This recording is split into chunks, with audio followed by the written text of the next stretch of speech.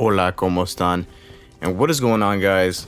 DarkScheme here, back to bring you some more Assault gameplay, this time playing on the map Regret. Still having a ton of fun with Assault. I'm wondering if it's going to be implemented a little bit more with the Team Arena playlists that are now ranked, but we'll have to see. Still a ton of fun. Hopefully they keep the Assault game type around for a little bit longer.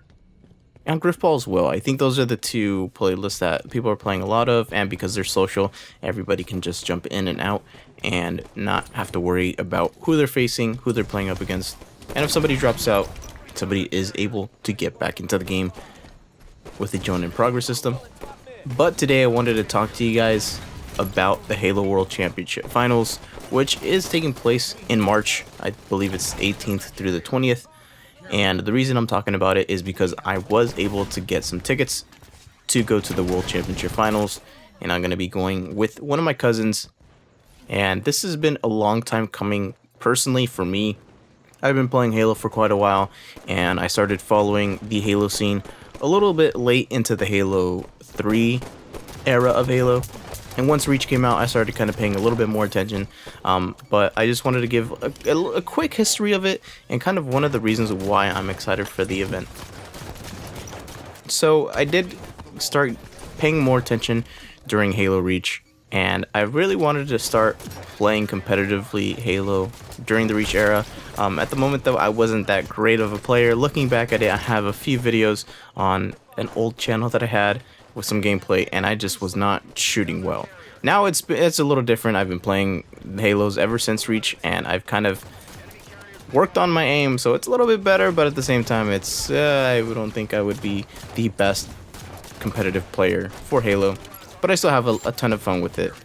But let's fast forward from Reach into Halo 4. That's when Halo's fan base kind of plummeted. Its popularity wasn't really going well, and it was actually a little bit during the Reach era as well. The problem with this was that Halo Reach just wasn't getting enough support on a competitive level. The only thing that was happening as far as competitive drive was the community, who were the ones who were handling settings. So the community was the ones who had to test the settings, see if they worked, and once they worked, they had to wait to implement these settings at the correct time during the competitive lifetime of the game. Now, fast forward to Halo 4. Halo 4 was created, and unfortunately, it wasn't the greatest competitive title. It was one of the Halos that tried to be a little bit of everything, and because of those reasons, it just wasn't the best as far as a competitive title. That's where you saw a lot of professional players drop out, and only a few stuck around. And of course, the events were from a third party event holder, and those turned out to be not the best either. Sure, we had a lot of fun, we had a lot of funny and great moments, but during that time, unfortunately, there was just not enough money in the game to be won for people to want to play the game.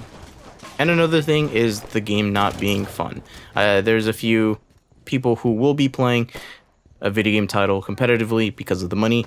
Others have played it for the love of the game, and I think that is what's different about the Halo titles, is that for those who have stuck with it and for those who are competitively playing it right now, right this moment, it's for the love of the game, and money is kind of secondary. Sure, it's nice to win money, but if you're not having fun doing it, then why do it at all?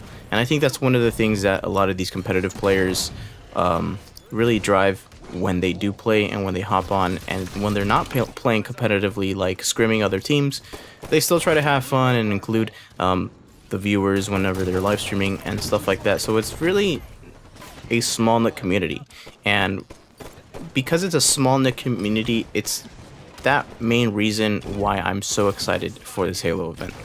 Halo is at a time in its lifetime where it is getting slowly but surely better. It is rebuilding its viewer base, its fan base, ever since its plummet down to a very low point. But because it's so small knit, you're still able to keep up with most of the players. You're still able to jump into live streams and have an interaction with those players. So to have the ability to go to an event and know that the event isn't going to be the biggest, but it's going to be a big deal, and still have the ability to interact with the community, interact with those top players, is really exciting for me.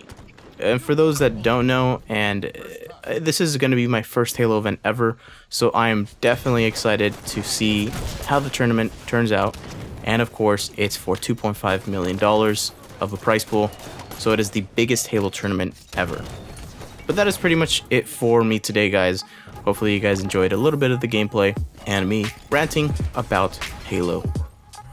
And as always, I'd like to thank you all so much for watching, and I will see you next time.